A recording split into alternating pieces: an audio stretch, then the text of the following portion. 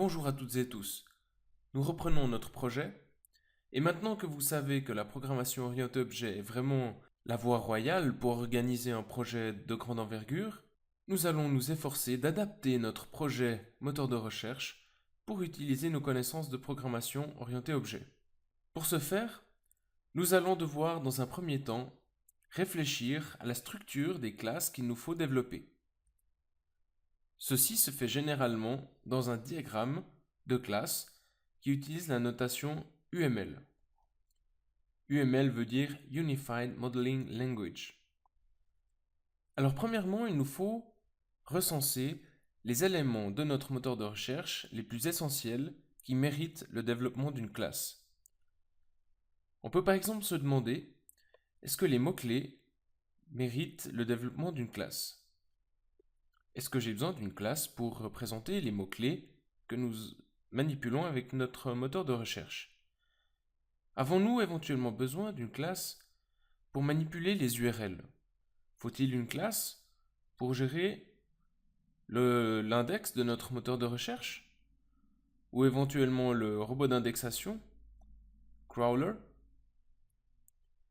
On pourrait éventuellement encore songer à développer une classe HTML, une classe pour représenter les pages HTML.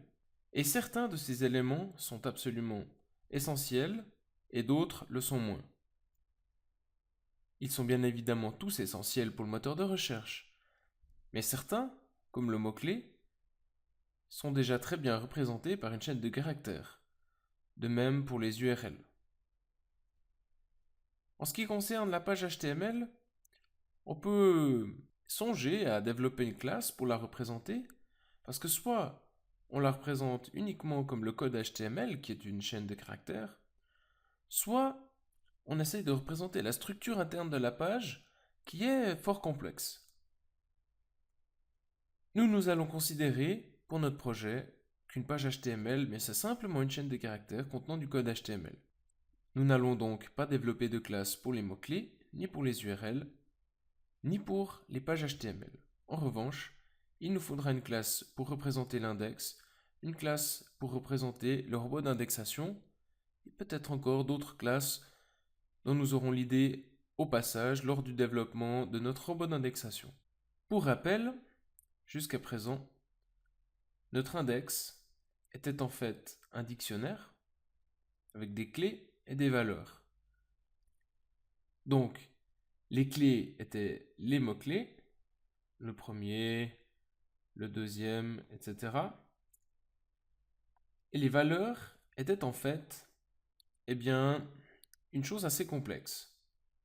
Qu'est-ce qu'on avait ici? On avait une liste d'URL qui correspondait à ce mot-clé, donc URL 1, URL 2, etc. Mais vous vous souvenez, lors de l'examen théorique, nous avions encore dit que l'on pourrait éventuellement développer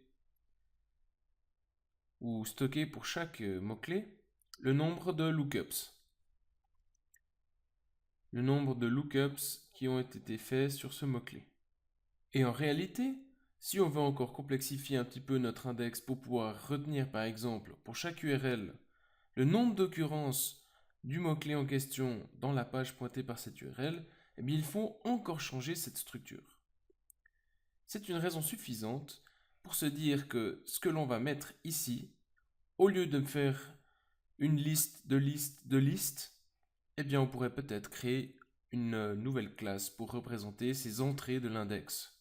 Il apparaît donc de manière assez évidente qu'il faudra encore rajouter une classe entry pour représenter les entrées dans l'index. Nous avons donc besoin d'une part d'une classe crawler. Donc une classe pour le moment sera simplement représentée par un rectangle comme ceci. Nous aurons la classe index pour représenter notre index. Je propose de l'appeler searchIndex. Et finalement, nous avons encore la classe entry et nous allons l'appeler indexEntry puisque c'est une entrée de l'index. IndexEntry. Maintenant, quelles sont les relations qu'entretiennent ces différentes classes? Eh bien, le robot d'indexation devra nécessairement manipuler l'index, puisque celui-ci est chargé de compléter l'index, de le modifier. Et en UML, on peut représenter ça de la manière suivante. On fait un petit losange sur la classe qui va posséder l'index, c'est-à-dire elle va posséder une référence sur l'index. Et normalement, le robot d'indexation possède une seule référence sur un seul index de recherche, et un index de recherche n'est référencé et possédé que par un seul crawler. Ensuite, on peut faire quelque chose de similaire en établissant une relation entre l'index de recherche, search index, et l'entrée ou les entrées dans l'index.